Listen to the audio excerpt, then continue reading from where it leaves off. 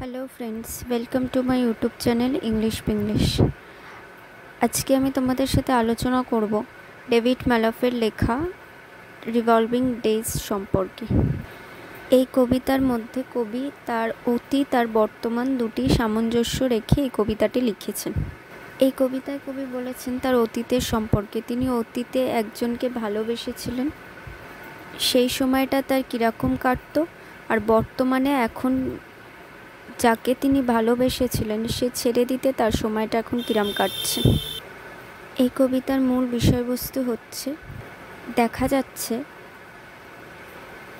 অতীতে কবির একটা সময় এমন কেটেছে যে তিনি বুঝতে পারতেন না তিনি তখন কি করবেন, কোথায় যাবেন।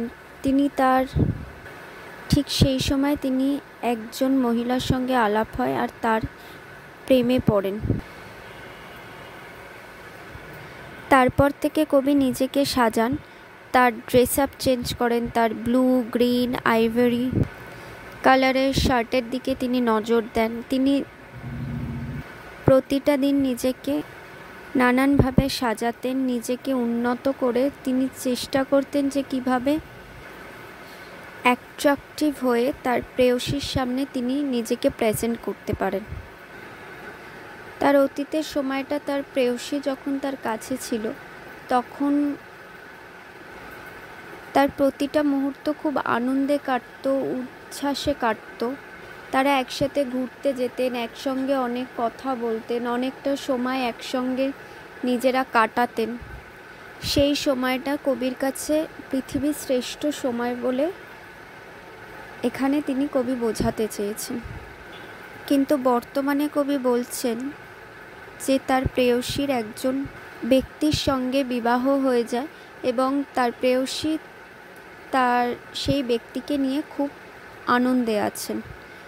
তিনি মনে করেন যে তার প্রেয়সীর তার কথা মনে পড়ে না, কিন্তু তিনি এখনও অবধি তার প্রেয়সীর জন্য অপেক্ষা করছেন। তার কল্পনার মধ্যে দিয়ে তিনি ভাবছেন তার প্রেয়সী হয়তো আবার তার কাছে আসবে। কল্পনার মধ্যে তিনি তাকে নিজেকে সেই অতীতের মতো সাজাতে চেষ্টা করছেন। কিন্তু দেখা যাচ্ছে যে তার প্রেয়সীর সাথে এখন তার কোনো যোগাযোগ নেই। তিনি তার স্বামীকে নিয়ে অত্যন্ত সুখে আছেন, ভালো আছেন। তাই কবির কথা তার আর মনে পড়ে না। তাই কবি